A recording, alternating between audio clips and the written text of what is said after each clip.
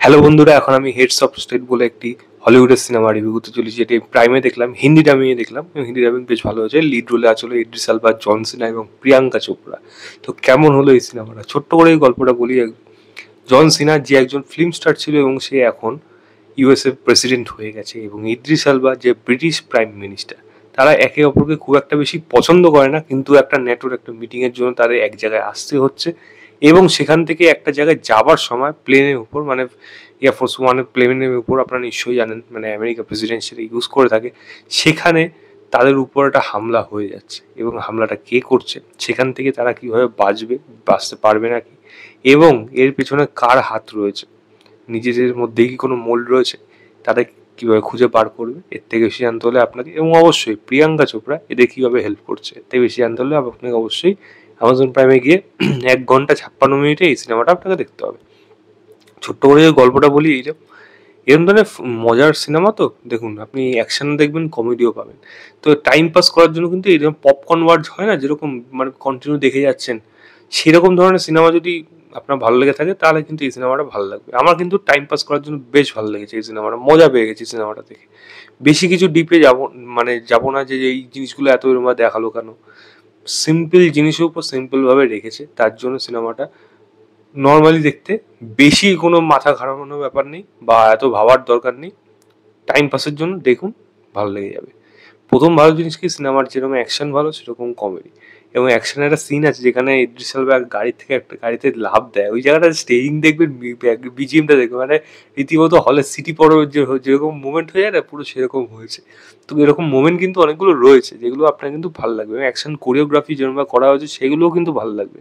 Plane ওপর থেকে ভেঙে পড়ছে, সেখান থেকে তারা কীভাবে পালানোর চেষ্টা করছে, গান ফাইট হোক, হ্যান্ড টু হ্যান্ড হোক, প্রত্যেকে কিন্তু, প্রিয়াঙ্কা চোপড়াও কিন্তু ভালো রকম অ্যাকশন দেখানো হয়েছে। তো সেগুলো কিন্তু দেখতে বেশ ভালো লাগে। এবং কমেডি বিশেষ করে যদি বলি, সেটা হলো ইদ্রিস আলবা এবং জন সিনার মধ্যে একটা বাডি কাপ যেরকম হয় না এখানে, এটা বাডি স্টেট, মানে দুজনের মধ্যে না কনভারসেশন গুলো আপনি এমনি মজা লাগবে। সব সময় যে কমেডি করেছে তা না, সিরিয়াসও আছে, কিন্তু প্রত্যেকটা জায়গায় তারা কিন্তু দুজন বেশ ভালোভাবে মানিয়েছে, এবং মানে একে অপরের জন্য পরিপূরক বলা যায়। মানে এই রোলটা তাদের জন্যই বোধহয় করা। তো তারা কিন্তু বেশ ভালো পালন করেছে, মানে ইদ্রিস আলবা এবং সঙ্গে জন সিনা এবং প্রিয়াঙ্কা চোপড়া, অবশ্যই তারা প্রত্যেকেই ভালো পারফর্ম করেছে এখানে। কমেডির জায়গাগুলো কিন্তু ভালো, এবং হিন্দির রাইটিংও কিন্তু মানে সেগুলো ভালো হয়েছে, মানে সেগুলো মানে যে মানে সেটাকে হলিউড থেকে সেগুলোকে অ্যাজ ইট ইজ রেখে তার মধ্যে কিছু মশলার জিনিস এড করে, সেটা কিন্তু শুনতে বেশ ভালো লাগে। তো ওভারঅল কিন্তু মানে হিন্দি ডায়লগ রাইটিং সেগুলো কিন্তু বেশ ভালো, এবং আপনি কিন্তু মজা পেয়ে যাবেন। সিনেমাটা কিন্তু আপনাকে বোর করবে না, এটুকু বলে দিতে পারি। একটা জিনিস থাকবে, যেগুলো আপনার যদি খারাপ জিনিস বলেন, সিনেমাটা প্রেডিক্টেবল, এরকম ধরনের গল্প অনেক দেখেছেন, এবং বেশি কিছু এই কনস্পিরেসির মধ্যে ডিটেলে বেশি কিছু যায়নি, ওপর দিয়ে ছেড়ে দিয়েছে। সেটা যদি আপনার খারাপ লেগে থাকে তো খারাপ লাগতে পারে, আমার কাছে সেইটা এই সিনেমার জন্য খুব একটা বেশি ম্যাটার করছিল না।